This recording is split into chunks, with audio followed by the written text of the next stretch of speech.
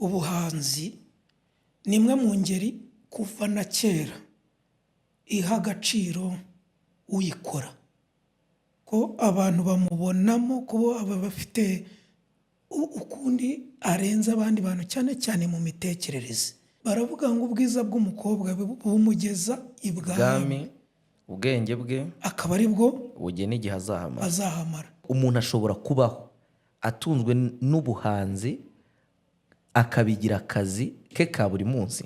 Kuki abantu bambaza icyo kintu kandi babona nyine ari akazi nkora? Ngo ese ngo nta kindi ukora kandi none se nirwa nicaye? Nibwo bashaka ko nkora iki, nirwa nicaye? Waretse akazi k'ubwarimu ni akazi. Noneho ko njyewe noneho nkora 99% ni ubuhanzi. Iyo ngiye kwamamaza biri mu buhanzi, teatre ni ubuhanzi, filime ni ubuhanzi, nyine nta ako ni akazi.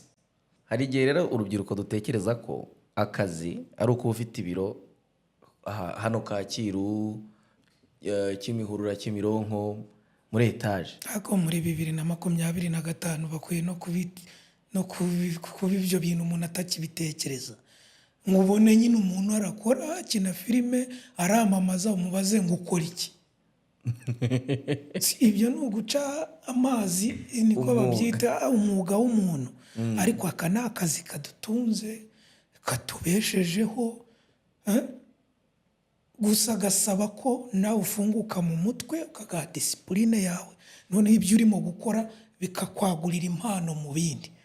Papa Sava ugeze kuri episode 1316 na 16. na 16. Yego. Papa Sava izigera irangira?